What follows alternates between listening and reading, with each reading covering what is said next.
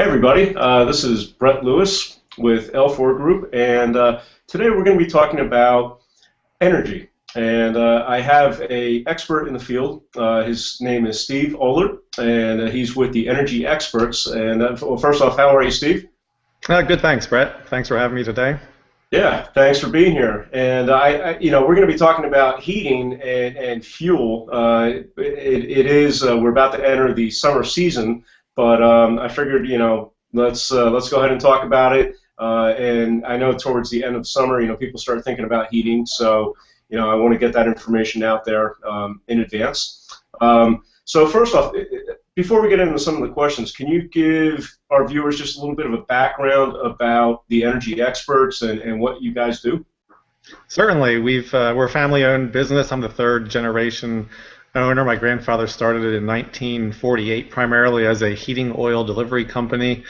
Since then, we've changed a lot to become an HVAC company that does air conditioning, heating installations, repair service, and such. Awesome, awesome. So you guys stay busy in the summertime by keeping people cool. Yeah, we like hot and cold days. None of these 70-degree days work very well for us. Right, exactly. Well, I think we're due to start getting some hot weather because it's been such a cool spring. And very muggy and humid, I'm sure. Yeah, exactly, exactly. So, and where are you guys located? We're located in Limerick, PA, which is about 45 miles west of Philadelphia. Okay, awesome, awesome. And anything interesting or quirky or fun about your company you'd like people to know about?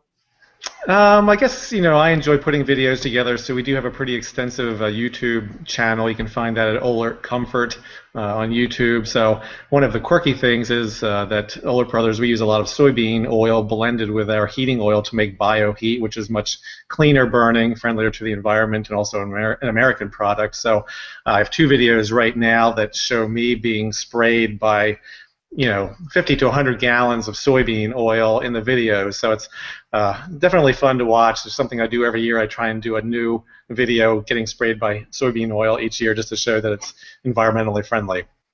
That's awesome. I'm gonna have to check that one out. That's very cool.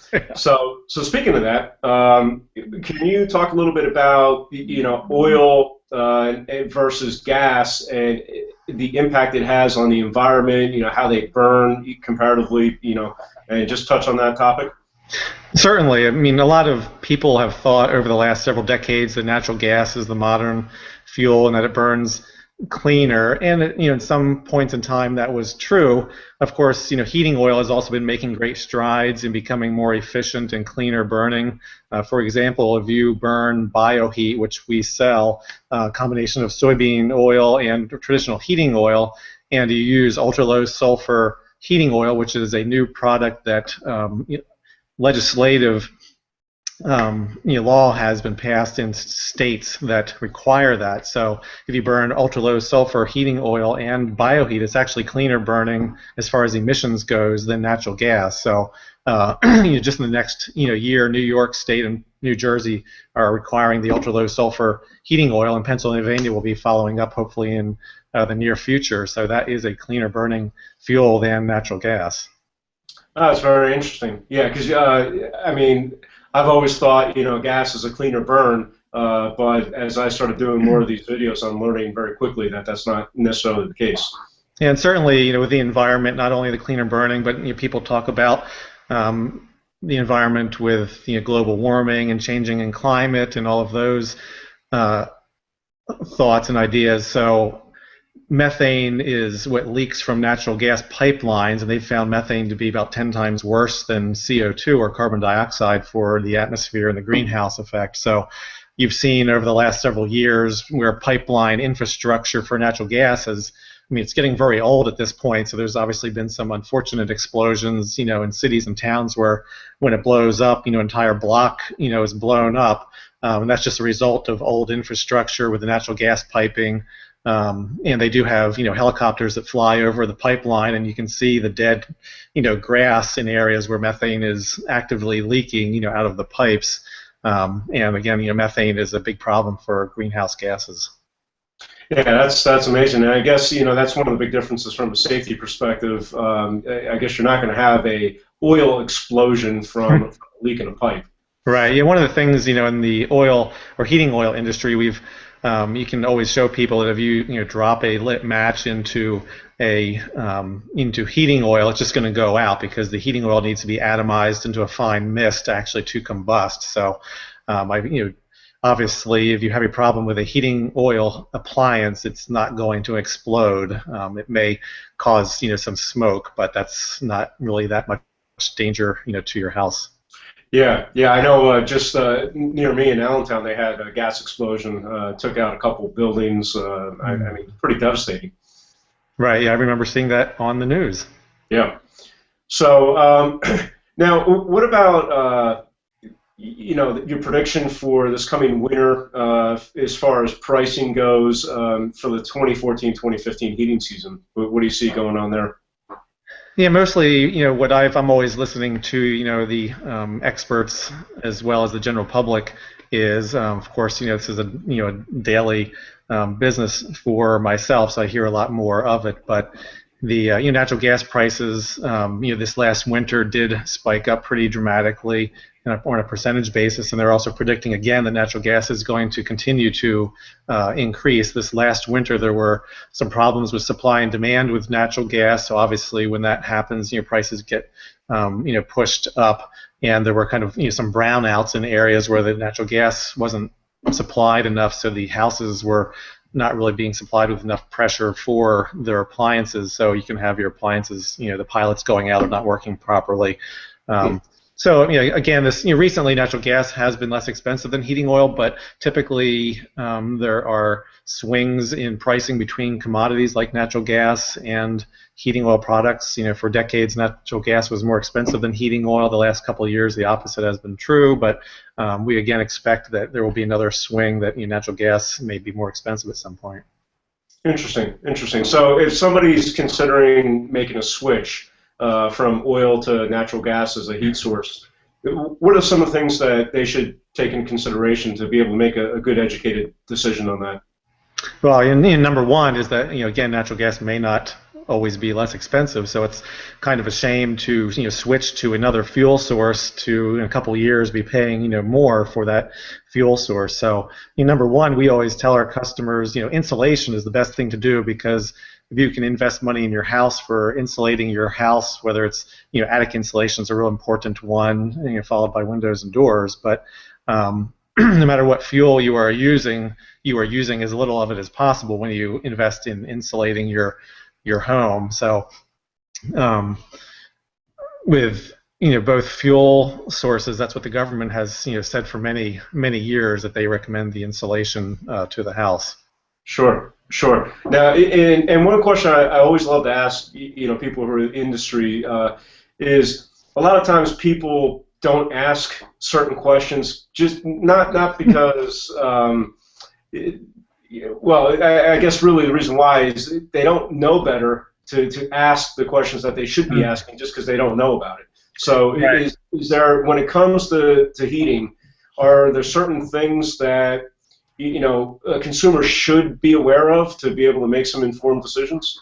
Well, yeah, certainly the big surprise, to most homeowners, they're always, of course, looking at, price of the commodity. But when you're switching or thinking about switching to natural gas, obviously there's the cost of the line from the road to your house, which we in our area find to be about $1,500 to $2,000 to get from the road, excuse me, to your home.